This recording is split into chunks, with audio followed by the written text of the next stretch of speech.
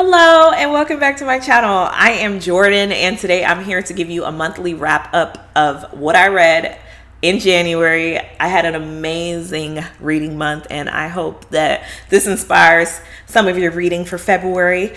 By the way, happy Black History Month. Everything black, you already know. No, let me stop. But let me get into the books because we have a lot to go through and I read a lot of amazing books. So let me start off with my favorite read of the month. Was Octavia Butler's Parable of the Sower. This is a book that I have actually owned for quite some time and I'm just not reading it, and I can't believe that, but I can because I mainly read from the library, and you know how the checkout times are when your whole period is done and all that other stuff. But I should have read this because this, you probably saw I wrote on Instagram if you follow me there. If you don't, at Booking Jordan. I'm going to be posting every day this month, so go ahead and follow. But yeah, if you saw, I wrote that I really believe that this was probably a good or a bad thing because I can't picture a book being better than this that I'm going to read this year. I feel like this is going to be my favorite book that I read of the year of 2020. This story is amazing. This is like sci-fi meets dystopian, and there's so many different levels that are touched on this. Essentially, it's following a main character named Lauren, who is an empath, which makes these people extremely empathetic or sympathetic to the point where they feel every single thing, where it's viewed as a weakness. Like these people, essentially, if you cut in front of them, like they're gonna cry, they're gonna feel every part of it. And that's just one element of this. That's really not even what the story is about. And essentially, it's really about this society, this dystopian society, where these neighborhoods that are coming together to try to protect the little bit that they have and form these communities and keep the people out who are drugged out and who start these fires. They're called like pyros. But I'm getting very in-depth into this. I will have a standalone review for this because that's how in-depth that this book calls for. But essentially, you're following her in her discovery of a new religion that she forms all during this. This book has so many diverse characters from all different races, all different classes, all different backgrounds.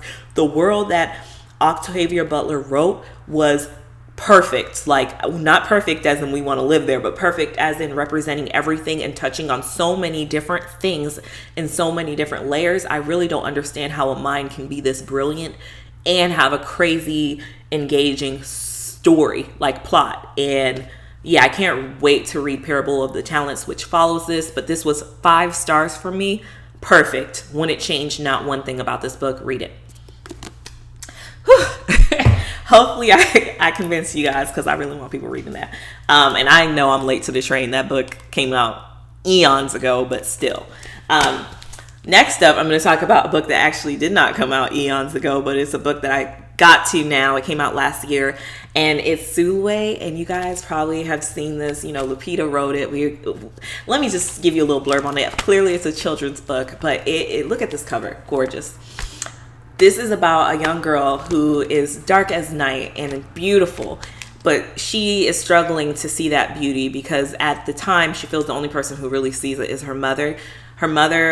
Her father, her sister, none of them look like her. She is the darkest in her family, and her sister is pretty fair skinned, is someone who has lots of friends and is the world sees as beautiful, but she is struggling to find her beauty. And there is just so much in this book. This book is beautiful. This book encourages you to see the beauty in everyone and how we're all unique, and how, you know, they're always saying, oh, beauty is more than skin deep. Yes, beauty is more than skin deep. There is more to it than skin. But outside of that, black skin, dark skin is beautiful. So, you know, those are two separate things, and those are two important things. But this book, I feel, does a good job of showcasing that and showing the beauty in all skin tones, especially in dark skin tones. And I just appreciate this book so much. There's a part in this book where there's a prayer.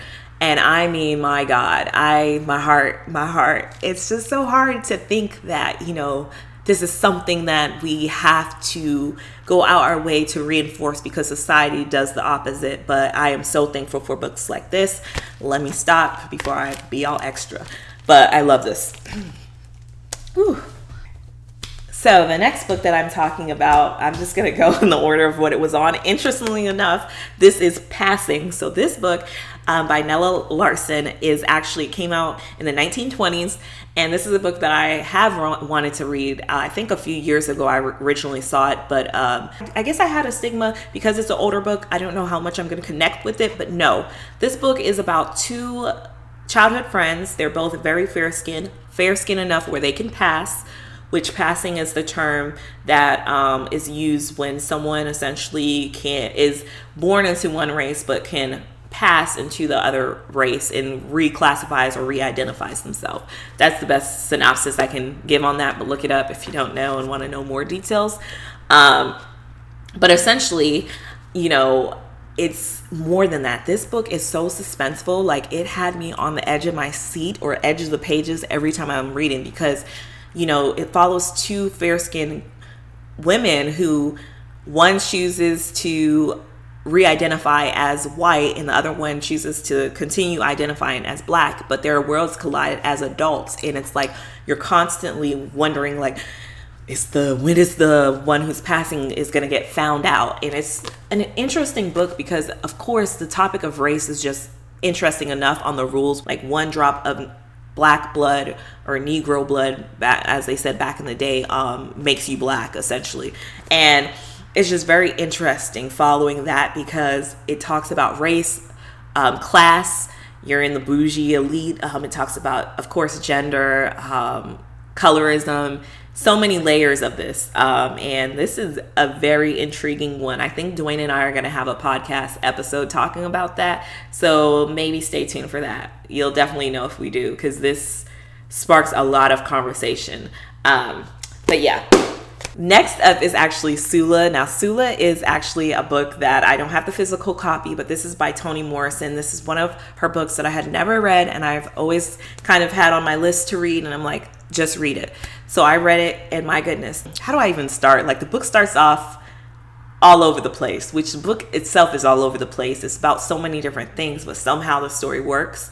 And it's about this town who has National Suicide Day. That's how you're introduced. And you're introduced to all these different characters and kind of all the different pains and struggles. And of course, you're dealing with, race and all that other stuff. But at the core, you're dealing with these friendships and kind of these two women, how they view womanhood completely different. And it's feminist literature in the sense where it talks about their role in society and the role that they feel that they have in society and kind of, some of the stigmas that are attached to women and how we view love and how we see love differently and the relationships that we have with others and have with men and all this other stuff. And it's just such an engaging read. Like, this is one that I think would be great for a book club because you're going to have people who take this story completely different.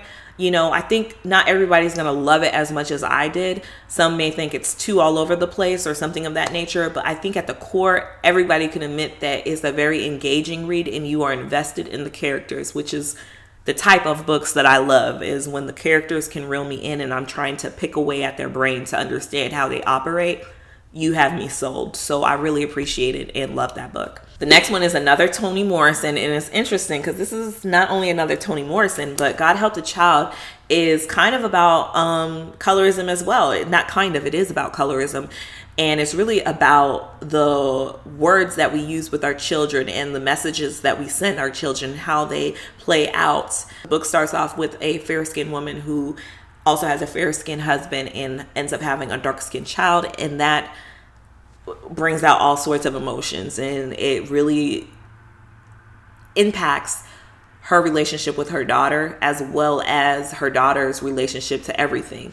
And as the story's going on in these different phases, you're learning more and more about some of the traumas and some of the things that we experience in childhood and how they show up in our adult life. I enjoyed this book. I thought this book was engaging. I love Sula, I love Sula. I enjoyed this book. I thought it was a solid, good read. But yeah, I would say out of the two, Sula was the one that was like, you shouldn't even compare because they're completely different, but you get what I'm trying to say. But I still really enjoyed this. Last but not least is Royal Holiday by Jasmine Guillory. Now this one is a little romance. I have read all of Jasmine Guillory's books. You know, she writes romance.